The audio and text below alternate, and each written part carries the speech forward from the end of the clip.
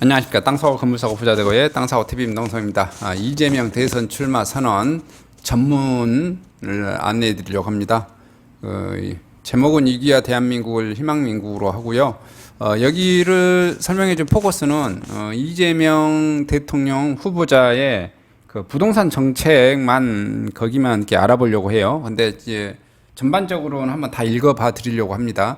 그리고 이게 보시면 딱 두 분만 저는 그냥 할 거예요. 왜냐하면은 나중에 이제 뭐 지지율이 변동되면 그때 맞춰서 한 번 더 할 수도 있겠고요. 지금 현재의 윤석열, 뭐 이재명 엎치락뒤치락 양 기관의 뭐 기관의 조사 기관에 따라서 어떤 분이 일이 됐다, 또 이재명 분이 일이 됐다, 뭐 윤석열 분이 일이 됐다 하니까 가능성이 있으신 분들의 목소리만 일단 뭐 분석을 해보겠습니다. 그리고 이제 이재명 분의 이분은 이제 특징은 뭐 어렸을 때 어린 나이에 학창 시절에 학교를 못 다니고 뭐 소년공으로 공장에서 일을 하다가 뭐 사법시험 합격했고 뭐 대단하신 거죠. 이렇게 이제 하셨고, 그다음에 이제 노동자들을 많이 좀 이해하고 약자들을 많이 이해하고 이런 게 있습니다. 그러면 뭐 저기 뭐 다른 분들은 그렇지 않냐? 또 그렇지만은 않은 것 같아요. 대한민국이라는 나라가 쉽게 말해서 조선문이 망하고 일본한테 뭐 30년 이상의 지배를 받았었죠. 또 그러고 6.25 전쟁 거치고 쑥대밭이 된 나라입니다. 다 가난했었어요. 왜냐하면은 우파 쪽에서도 다 가난하고 뭐 홍준표도 다 가난한 사람 집의 아들이고, 예전에 뭐 쉽게 말하면 우리 보시면 뭐 현대그룹도 다 가난했던 사람이고 가난하지 않는 사람들이 다 없었죠. 우리의 뭐 김동연 경제부총리 장관이가요, 다 가난한 사람들입니다. 가난한 사람들인데 그 사고 방식이 뭐냐면은 이제 자유민주주의와 시장 경제를 더 우선으로 하는가, 또는 제가 계속 헌법 얘기를 이제 설명을 드리는데, 헌법전에 보면 대한민국은 헌법이라고 하는 게 계속 이렇게 돼 있어요. 이재명 대통령 후보자도 지금 헌법 1조를 지금 얘기하고 나오는데, 대한민국의 헌법을 딱 보시면 헌법은 본문과 단문이 있습니다. 근데 본문은 뭘 이렇게 중요시 여기냐면 자유민주주의하고 시장 경제를 굉장히 우선하는 그런 조항들이 굉장히 많습니다. 그리고 이 자유민주주의와 시장 경제를 하다 보면 그 나쁜 점들이 나올 거잖아요. 뭐 과한다든지 오버슈팅 한다든지 뭐 하여튼 나쁜 점. 이것을 커버하려고 하는 게 헌법 본문에 있고 단문에 있어요. 그 단문에 봐보시면 거기 이제 사회적 약자들, 또 뭐 이렇게 사회주의적인 성향에 있는 조항들, 그래서 헌법전에 보면은 이제 뭐 정치, 경제 파트 뭐 다 쫙쫙쫙 다 나눠져 있죠. 뭐 복지라든지 이런 것. 그럼 거기에 보시면 사람에 따라서 다 틀죠. 대통령 후보자라든지 정강 정책에서 보시면 예전에 공화당이나 뭐 이쪽 한나라당이나 이쪽 계열들은 보시면 뭘 더 우선시하는 거예요? 본문을 더, 헌법의 본문을 더 우선시하는 사람들이고, 제가 볼 때는 그렇습니다. 제가 해석할 때는.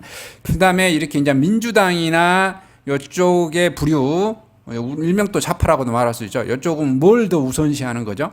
그렇죠. 헌법의 단문, 단서조항, 여기 뭐뭇을 해야 한다 이렇게 하고, 단 뭐뭇은 이렇게 할 수 있다 이렇게 헌법전에 이렇게 써져 있거든요. 그런데 단서 조항을 더 많이 이제 중시 여기는 거죠. 그래서 사회적 약자 한번 봐보겠습니다. 헌법 전문. 다음은 이재명 경기도지사의 대선 출마 선언문 전문입니다. 새로운 대한민국 이재명은 합니다. 존경하는 국민 여러분, 사랑하는 당원 동지 여러분, 대한민국은 민주공화국이다. 대한민국의 주권은 국민에게 있고 모든 권력은 국민으로부터 나온다. 대한민국 헌법 1조를 읽으며 두렵고 엄숙한 마음으로 20대 대통령 선거 출마를 선언합니다. 요거 할 때에도 봐보시면 이재명 분 코로나 때문에 유튜브로 했어요. 윤석열 같은 경우는 엄청나게 많은 군집을 해놓고 했고, 요렇게 좀 더 세련돼졌다고도 할 수도 있을 것 같아요. 시기에 맞춰서. 자, 국가의 존재 이유. 국가를 만들고자 함께 사는 이유는 더 안전하고 더 나은 삶을 위해서입니다. 주권의 의지를 대신하는 정치는 튼튼한 안보로 국민의 생명과 안전을 지키고 공정한 질서 위에 국민을 더 나은 삶을 일궈내야 합니다. 특권과 반칙에 기반한 강자의 욕망을 절제시키고 약자의 삶을 보듬는 언강부약 정치는 모두 함께 잘 사는 대동세상을 향해 가야 합니다. 자, 요것만 보시면 여기 보고 국가를 만들고 함께 사는 이유가 더 나은 삶 안전을 이게 있어요. 안보는 굉장히 이분이 운동권 출신은 제가 아닌 걸로 좀 알고 있어요. 그죠? 운동권 출신이셨나? 아니죠. 근데 이쪽에 이제 운동권 출신이 아니어서 여기 북한한테 친북으로 너무 이렇게 친중으로 같은 공산주의 계열이라 그쪽으로 좀 기울는 그것은 좀 하지 않을 것 같다라는 생각이 좀 들어요. 그다음에 여기는 봐봐. 억강부약이란 게 강자는 억제시키고 뭐냐면은 약자를 이렇게 띄워준다라는 그런 의미인 것 같아요. 그러다 보니까 요거는 경제 정책에 이제 많이 나오겠죠. 물론 일반 정치에도 많이 나오겠는데 강자의 욕망을 절제시키겠다는 거예요. 모든 경제 정책이 대기업이라든지 이렇게 이제 지금 현재 민주당에서 하는 것과 일반 다르지 않을 것 같다는 생각은 들어요. 왜냐하면 대기업은 규제 일변도로 더 칠 것 같고 약자들은 보호해준다는 미명하에 더 이렇게 서포터해주는 지지해주는 그런 정책을 펼치겠다 이런 내용인 것 같고요. 자, 오늘의 대한민국의 위기입니다. 여기도 이런 내용을 보면 헌법 뭐죠? 본문보다는 단문을 더 이렇게 중요시 여기는 사람입니다. 자, 오늘의 대한민국의 위기입니다. 국민의 피와 땀으로 대한민국은 선진국이 되었습니다. 우리의 기성세대는 현실을 척박해도 도전할 기회가 있고 내일은 더 나을 거라 믿어지는 세상을 살았습니다. 그러나 오늘의 대한민국 국민의 삶은 위기를 맞고 있습니다. 취약계층이 되어버린 청년세대의 절망이 우리를 아프게 합니다. 국민의 위기는 곧 국가의 위기입니다. 오늘은 어제보다 더 안전했는가? 내일은 오늘보다 더 나을 것인가라는 국민의 질문에 정치는 답해야 합니다. 에너지 대전환과 디지털 대전환이 산업경제뿐만 아니라 일상생활의 틀마저도 바꾸도록 요구하고 있는 또 다른 위기입니다. 위기의 원인은 불공정과 양극화입니다. 이 불공정은 그 전에도 불공정한데 현재 문재인 정부도 굉장히 더 불공정한 것 같아요. 근데 이것이 그걸 지적하는 건지 어쩐 건지 본인도 지금 현재 이제 민주당에서 이렇게 기반을 하고 있기 때문에 요거는 어떻게 될는지 잘 모르겠습니다. 되고 나서 기존에 했던 조국 사례라든지 다른 또 이상한 했던 거 쳐낼 것인지 아니면은 그냥 같은 민주당이라 안고 갈 것인지 그건 제가 뭐라고 말씀 못 드리겠고요. 자, 양극화입니다. 양극화는 사실 예전에도 있었고 현재도 있고 앞으로도 있을 겁니다. 그래서 이 양극화 문제를 이제 건들고 있는 거죠. 누군가의 부당한 이유는 누군가의 손실입니다. 자, 이제 여기 계속 강자란 말을 써요. 대기업을 공격하겠다, 이런 게 아니라 강자와 약자로 지금 나눠버린 거죠. 강자가 규칙을 어겨 얻은 이익은 규칙을 어길 힘조차 없는 약자의 피해입니다. 대다수 국민이 이제 약자에 해당되겠죠. 투기 같은 불공정한 소득은 의욕을 떨어뜨리고 불평등과 양극화를 키웁니다. 이게 지금 부동산 정책이라고 말할 수 있을 것 같아요. 부동산이라고 말은 안 했는데 요걸 딱 보면 부동산 정책이냐. 부동산 가장 많이 하는 게 뭐냐. 투기꾼, 투기놈들 때려잡아야 돼. 다 족쳐 잡아야 돼. 이런 게 있어요. 그래서 이제 불공정한 소득은 근로의욕을 떨어뜨리고 불평등 양극화를 킵니다. 그래서 현재 민주당 정권에서 했던 그 부동산 정책이 크게 바뀌지 않을 것 같다라는 생각이 들어요. 그리고 현재도 경기도 도지사 하셨을 때도 계속해서 현재 민주당 하는 정책에 이제 옹호론을 폈었기 때문에 현재의 하는 그 민주당 정책의 부동산 정책과 크게 바뀌지 않을 것 같다. 자, 이렇게 생각을 합니다. 자, 어느 때보다 더 많은 자본, 더 나은 기술, 더 훌륭한 노동력, 더 튼실한 인프라를 갖추었음에도 우리가 저성장으로 고통받은 것은 바로 불공정과 불평등 때문입니다. 이게 굉장히 위험스러운 말인 것 같아요. 제 개인적인 생각으로는. 더 많은 자본, 더 나은 기술, 더 훌륭한 노동력, 더 튼실한 인프라를 갖췄음에도 우리가 저성장으로 고통받는 것은 이게 아니라 모든 자본주의 국가들은 초창기에는 고도 성장을 하죠. 중장기까지. 근데 이제 이게 어느 정도 성장을 이루고 나면 그다음부터는 어떻게 되죠? 저성장이 다 갑니다. 어떤 나라든지 다. 대한민국이 예전에 70년대, 80년대 고도 성장을 계속 이루었을 때는 계속해서 채용이 막 많이 어마무시하고 뭐죠? 대학교 다니는 애들 2학년, 3학년까지 다 막 합격시켜주고 대학교 때 수업도 안 받고 술 먹고 놀고 그래도 다 취직하고 그랬었잖아요. 근데 지금은 이제 저성장 위로 가는데 선진국들이 대부분 다 저성장 위주로 가고 있고요. 이게 참 좀 그렇네요. 이거 다른 나라 사례 그래서 또 합리화라고 또 말할 수도 있을 것 같아서 어쨌든 꼭 이게 고도 성장을 이루게 되면 저성장으로 갈 수밖에 없는 겁니다. 왜냐하면은 계속해서 경제 성장률이 막 7%, 8%, 10% 이렇게 나올 수는 없거든요. 모든 국가가 지금 다 그러고 있고요. 선진국 상태에서는 선진국 상태는 대부분 2%, 3%, 1%, 2% 뭐 이렇게 경제 성장률이 이루어지고 뭐 이렇게 있는 것 같습니다. 자, 불평등 양극화는 상대적 빈곤이라는 감성적 문제를 넘어 비효율적인 자원 보유가 경쟁의 효율 약화로 성장 동력을 훼손하고 경기 침체와 저성장을 부릅니다. 저출생, 고령화, 실업, 갈등과 균열, 사교육과 입시 지원 같은 모든 문제는 저성장에 의한 기회 빈곤이 주어된 원인입니다.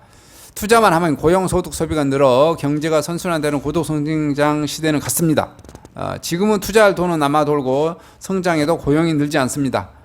줄어든 기회 때문에 경쟁이 과열되고 경쟁 과열은 불공정에 대한 불만을 분노로 바꿉니다. 이제 승자만 생존하는 무한 경쟁의 양육강식이 일상이 되었습니다. 풀 수 없는 매듭은 자르고 잘라버리자 이거죠. 그냥 과감하게. 그 다음에 길이 없는 광야에는 길을 내야 합니다. 사람이 만든 문제는 사람의 힘으로 얼마든지 해결할 수 있습니다. 저는 이거에 동의하지는 않아요. 사람이 만든 문제가 아니라 저는 개인적으로 그 경제 정책은 어쩔 수 없다라고 저는 이제 세상을 제가 50 살아봤더니 경제 문제는 어쩔 수 없다. 왜냐하면 경제라고 하는 것은 인간의 욕망은 무한하고 제한은 항상 부족하기 때문에 누군가는 제한을 많이 가져가고 누군가는 제한을 적게 가져갈 수밖에 없어요. 그것을 가져가는 방법이 뭐라고 그럴까요? 제가 봤을 때도 저도 대학교 다녔을 때도 뭐 이렇게 자유민주 그다음에 평등 이런 거 많이 주장하고 뭐 이렇게 많이 공부했었는데 세상은 그냥 어쩔 수 없다라는 생각이 저는 개인적으로 들더라고요. 왜냐면은 우리는 항상 평등을 강조하지만 태어날 때부터 불평등합니다. 태어날 때부터 어떤 이는 사지가 썽썽하게 태어나고 어떤 이는 장애아로 태어나고 어떤 이는 부잣집 아들로 태어나고 어떤 이는 장간집 아들로 태어나고 어떤 이는 지지라에도 못난 부모 자식 밑에 태어나고 어떤 이는 부모가 나를 버리기도 하고 다 그런 거예요. 그 세상에서 다 처음부터 스타트 자체가 불공평합니다. 어떤 이는 부모가 사교육을 많이 시켜주고 어떤 이는 부모가 사교육을 많이 시켜도 머리가 되게 멍청해서 아무리 사교육을 시켜도 멍청하기도 하고 아무리 공부를 사교육을 시켜줘도 공부하기 싫어서 도망치기도 하고 어떤 이는 가난한 집에 태어났지만은 글을 한번 읽어보면 쏙쏙들이 암기 능력이 있고 잘 해결도 하고 뭐 다 틀립니다. 다 틀려요. 왜냐하면 다 어떤 이는 그림을 잘 그리고 어떤 이는 축구를 잘하고 어떤 이는 뭐 목수질을 잘하고 어떤 이는 책을 잘 읽고 어떤 이는 산수를 잘하고 어떤 이는 뭐 손기술이 좋고 어떤 이는 발기술이 좋고 그것 자체도 다 저는 불공평하다고 보는 겁니다. 세상에 다 불공평하는데 채용하는 방식이 공정 경쟁을 일으켜서 그 다음에 그 결과를 많이 가져가는 것에 대해서는 어쩔 수 없다라고 보여지는 거죠. 그래야 세상은 인간의 욕망은 무한하기 때문에 열심히 하려고 하는 근원적인 발생이 되어진다고 보는 거죠. 누구는 열심히 노력해서 좋은 직장을 가져가고 누구는 열심히 해서 결과물을 많이 가져가고 누구는 열심히 노력해서 10억을 벌고 누구는 일을 열심히 했지만 사고를 쳐서 도리어 10억을 벌어간 게 아니라 마이너스 1억을 벌어가고 뭐 다 세상은 그런 거라고 저는 봅니다. 여기 자꾸 컴퓨터가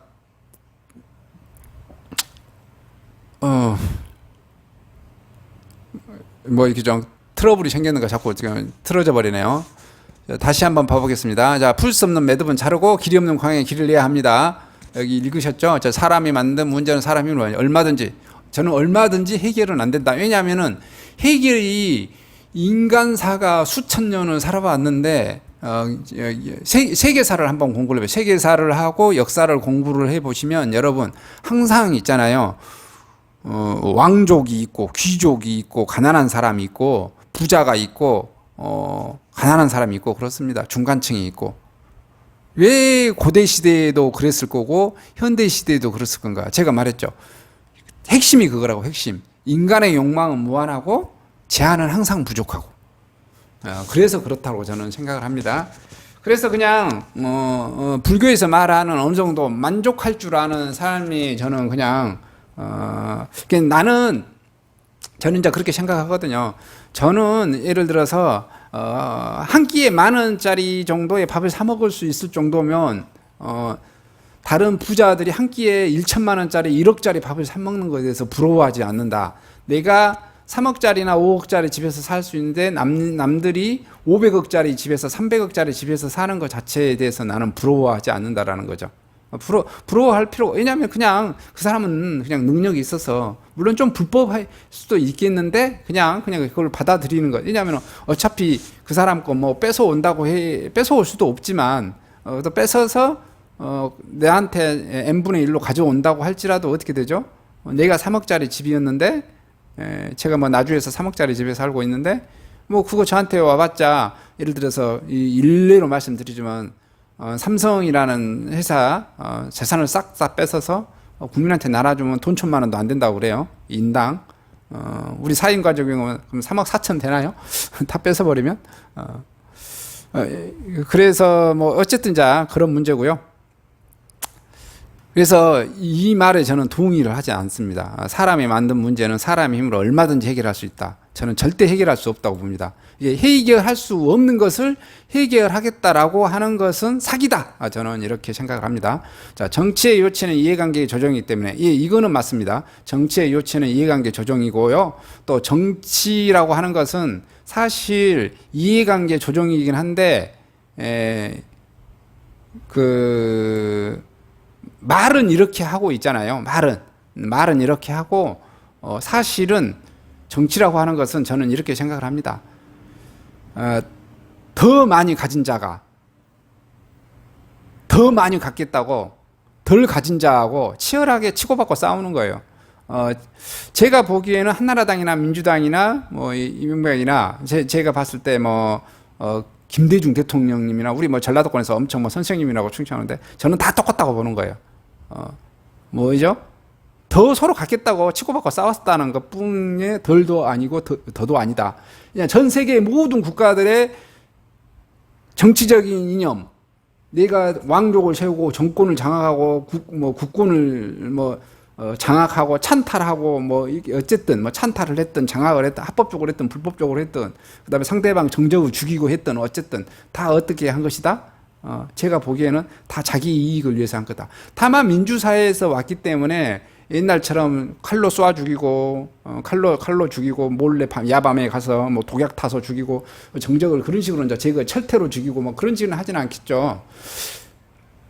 그래서 이제 저 건전하고 저 좋은 방향으로 한다면 이제 이재명 이 후보자들의 말에 좀 좋은 말이라고 합니다. 더 많은 사람에게 더 많은 혜택이 돌아가는 개혁 정책일수록 기득권 반발은 그만큼 더 큽니다.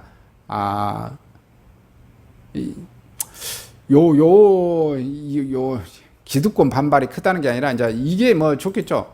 더 많은 사람에게 더 많은 혜택이 돌아가는 정책을 이제 핀다는 것 자체는 좋은 것 같아요. 근데 물론 이제 그 기득권 반발에 당연히 기득권 이거 여기 하여튼 뭐 이 말도 맞죠. 그다음에 정치는 아이디어 갱신대회가 아니고 정책에는 저작권이 없습니다. 자, 수많은 정책 중에서 가장 이게 왜 자꾸 이게 도로 요 신문 홈페이지가 왜 자꾸 이러죠? 빨리 좀 끝내야겠습니다. 죄송합니다. 이게 계속 막 틀어져 버려요.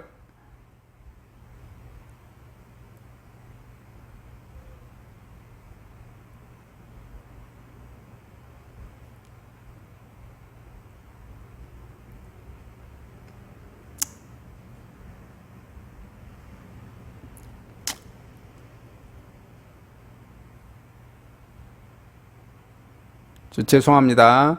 한 번 더 찾아보겠습니다. 여기 있고, 자, 정책 요건은 이해관계 조정이기 때문에 더 많은 사람에게 더 많은 혜택이 돌아가는 계획 정책일수록 기득권 반발이 그만큼 큽니다. 정치는 아이들 갱신대회가 아니고 정책은 저작권이 없고요. 수많은 정책 중에서 가장 효율적인 정책을 선택하는 것은 용기와 결단의 문제이고 강력한 추진력 있는 계획 정책이 성공했습니다. 공정성 확보가 희망과 성장을 가능합니다. 역사적으로 공정한 나라는 흥했고 불공정한 나라는 망했습니다. 이것도 동의하고요. 좋은 말씀이시죠? 그 다음에 공정한 사회는 꿈과 열정이 넘치고 불공정한 사회는 좌절과 회피를 잉태합니다. 규칙을 지켜도 손해가 없고 억울한 사람도 억울한 지역도 없는 나라.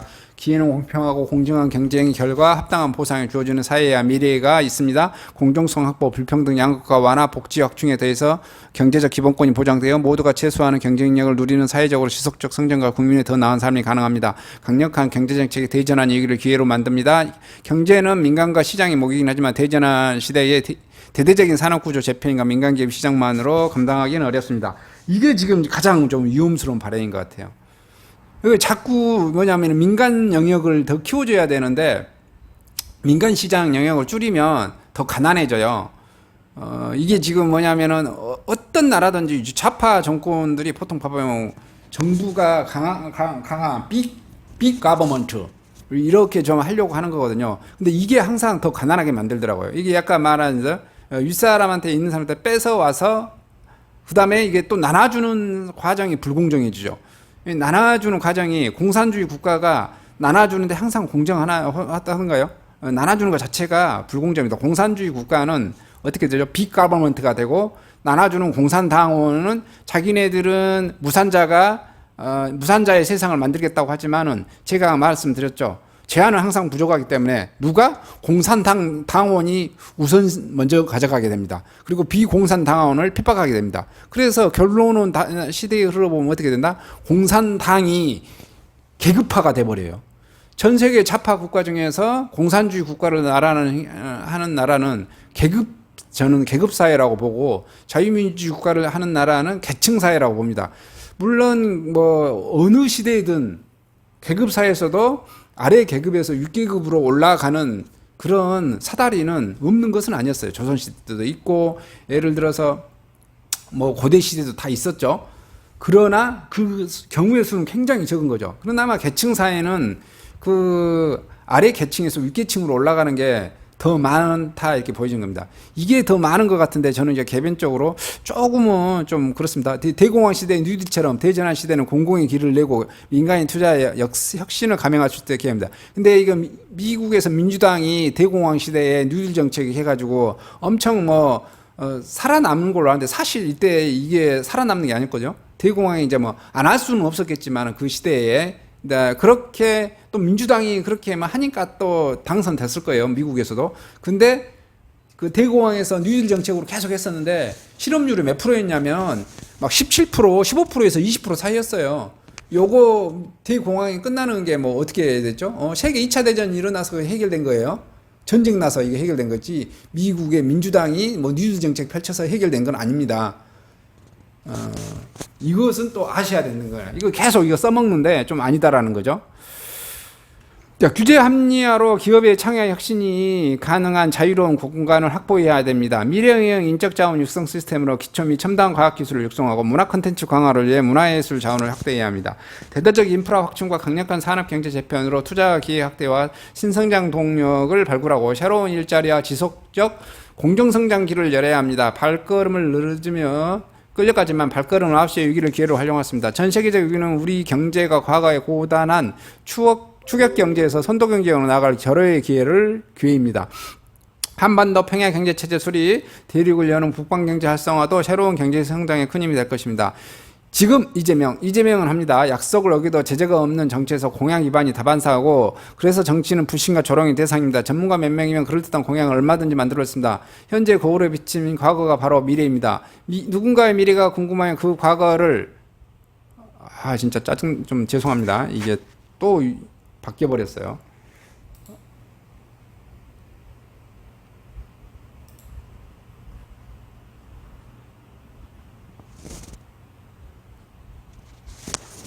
빨리 좀 끝내도록 하겠습니다. 이거.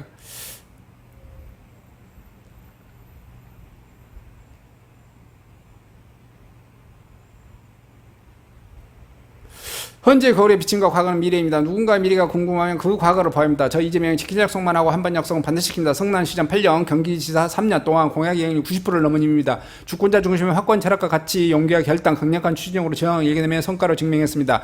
위기를 기회로 온 사건만이 위기를 극복할 수 있고요.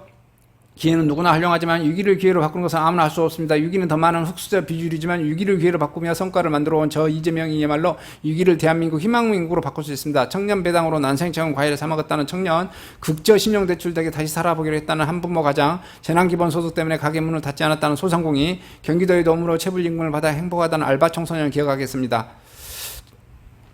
여성들이 안전에 불안을 느끼고 차별과 경력 단절 때문에 고심하지 않는 나라, 노력과 능력에 따라 개천에서 용이 나는 나라, 죽음을 무릅쓰고 노동하지 않는 나라, 거대한 경쟁 때문에 친구를 중화하지 않는 나라 되는 나라, 사교육비 때문에 부모님 허리가 휘지 않고 공교육만으로 필요한 영양을 충분히 키우는 나라 만들겠습니다. 배고픔에 계란을 훔치다 투옥되는 빈민이 세계 최고의 빈곤율을 시달리며 불안한 노후에 고심하는 노인, 생활과 빚더미로 세상을 버린 일가족이 더 이상 뉴스에 나오지 않게 하겠습니다. 불가능해 보이던 계곡 불법 시설을 정비한 것처럼 실거주 주택은 더 보호하되 투기용 주택의 세금과 금융 제한을 강화하고 적정한 분양주택을 공급 그리고 충분한 기본주택으로 공급으로 더 이상 집 문제로 고통받지 않게 하겠습니다. 대전한 위기를 경제 제약 도약의 기회로 만드는 강력한 경제 부흥 정책을 시작하겠습니다. 획기적인 미래형 경제산업 전환으로 양질의 일자리를 늘리고 국가 재정력을 확충해 보편복지 국가의 토대를 만들도록 하겠습니다. 기본소득을 도입해서 부족한 소비를 늘려 경제를 살리고 누구나 최소한 경제력 풍요를 누리도록 하는 삶을 만들도록 하겠습니다. 더 많은 문화, 예술, 체육 투자로 건강한 국민의 높은 수준 문화예술 만들고 즐기는 세계 속의 문화 강국을 만들겠습니다. 충분한 사회 안정만 해고가 두렵지 않고 통일노동, 통일임금 분양되는 함정 노동 환경을 만들도록 하겠습니다. 빈자, 부자, 강자와 약자, 중소기업과 대기업, 정규직과 비정규직, 도시와 농어촌, 수도권과 지방 등 온갖 갈등량에서 사회적 대탑을 이루는 균형적 상식을 행복하겠습니다. 경쟁이 끝나면 모두를 대표하는 원리에 따라 실력 중심의 차별 없는 인재 등용을 융성하는 새 나라를 만들도록 하겠습니다. 실력 중심, 요 말은 좋네요. 자, 한반도의 해양 대륙과 세력의 충돌이 위기와 기회가 공존합니다. 강력한 자주 국방을 바탕으로 국익 중심의 균형을 통해 평화 공정과 공동 번영의 길을 찾게 나가서 진영 논리와 당리 당략으로 상대의 실패와 차악 선택을 기다리는 정쟁 정치가 아니라 누가 잘하냐 겨루는 경쟁 정치를 장을 매겠습니다. 국민과 약속은 반드시 지키고 할 일은 했던 것처럼 실용적 민생 기회에 집중했던 곳곳이 작더라도 삶을 체감적으로 바꿔가겠습니다. 국민을 가르치는 지도자가 아닌 주권자를 대리하는 일꾼으로서 저 높은 곳이 아니라 국민 곁에 있도록 하겠습니다. 어려울 때 언제나 맨 앞에서 상처와 책임을 감수하도록 길을 열겠습니다. 대한민국 민주화 위기의 외환위기 극복, 복지국가를 마련해 한반도 평화정책이라는 역사적 성과를 만든 더불어민주당의 당원으로 현장 속에서 더 겸손하게 국민의 목소리를 귀 기울인 더 나은 국민정당을 만들도록 하겠습니다. 자랑스러운 김대중 노무현 정부의 토대 위에 필요한 것은 더하고 부족한 것은 채우며 잘못한 것은 고쳐 유능한 4기 민주당 정권 새로운 이재명 정부로 국민 앞에 서겠습니다. 존경하는 국민 여러분, 정치적 후광, 조직 돈 연구 아무것도 없는 저를 응원하는 것은 성남시와 경기도를 이끌며 만들어낸 작은 성과의 효능감 때문입니다. 실적으로 증명된 저 이재명은 이 나라를 위해 준비된 역량을 발휘할 수 있게 더 큰 도구를 주십시오. 새로운 대한민국, 더 나은 국민의 삶을 보답하겠습니다. 위기의 대한민국, 지금은 이재명, 새로운 대한민국, 이재명은 합니다. 이제 이재명 대통령 여기 보셨는데 굉장히 뭐라 그럴까요? 그 정책적인 면에서는 그 윤석열 그 대통령 후보보다는 그 뭐죠?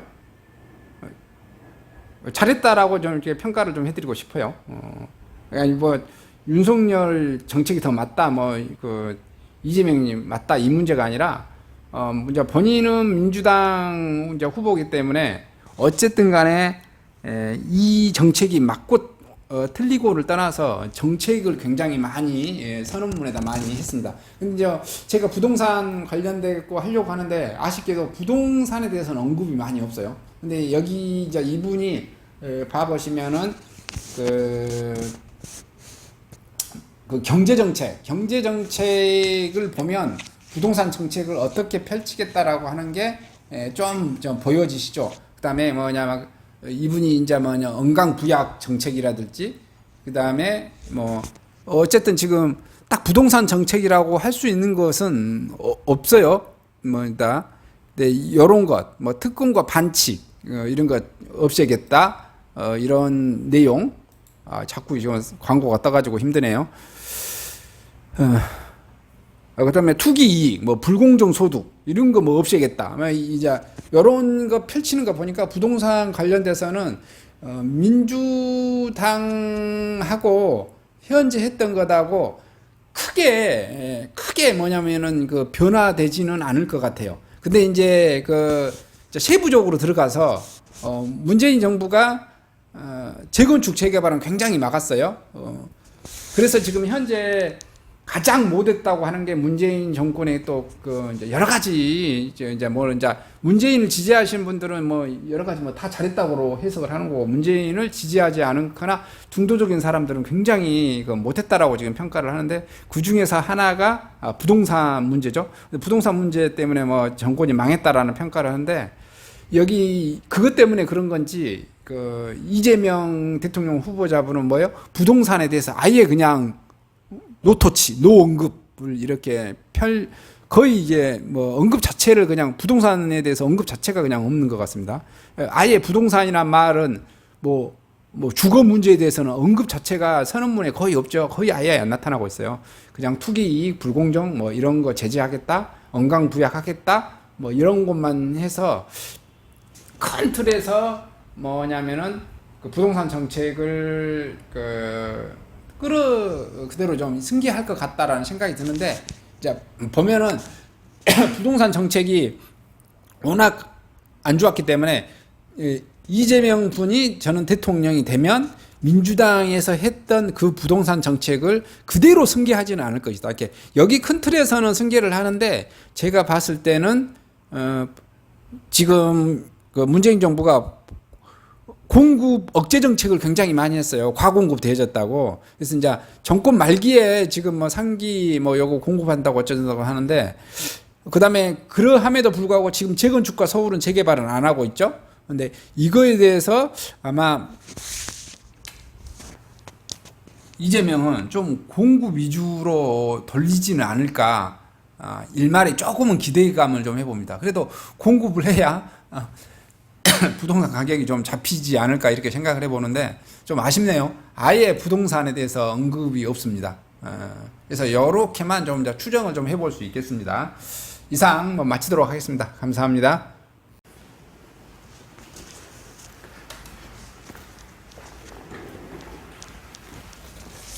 안녕하십니까. 저는 네이버 카페 빛가람 혁신도시 카페를 운영하고 있는 카페직이고요. 카페 활동하고 있는 카페 부동산입니다. 나주 혁신도시에서 기반으로 하고 있습니다. 상가, 토지, 아파트를 전문적으로 하고 있고요. 또 삼성화재도 같이 활동하고 있습니다. 상가 통해서 임대차 매매하신 다음에 화재보험 같이 가입하시면 중개수수료 절반 정도 할인해 드립니다. 그리고 삼성화재의 그 의료실비, 운전자 보험, 자동차 보험, 화재보험, 적금, 치아보험, 연금보험, 상해보험, 통합보험, 자녀보험, 간병보험, 당뇨보험 이런 것도 모두 한꺼번에 취급하고 있습니다. 보험을 또 가입하게 되시면 또 이렇게 저를 통해서 상가 이렇게 임대차 내시고 하시면 네이버 카페 빛가람 혁신도시 카페에 홍보를 해드리고요. 유튜브에도 이렇게 홍보를 해드립니다. 그리고 이벤트 행사를 해서 여러분의 매장에 손님들이 찾아갈 수 있도록 이렇게 해드리고 있습니다. 물론 이벤트 비용은 제가 부담해 드립니다. 저를 통해서 많은 사업 같이 윈윈할 수 있도록 도움을 주셨으면 감사하겠습니다.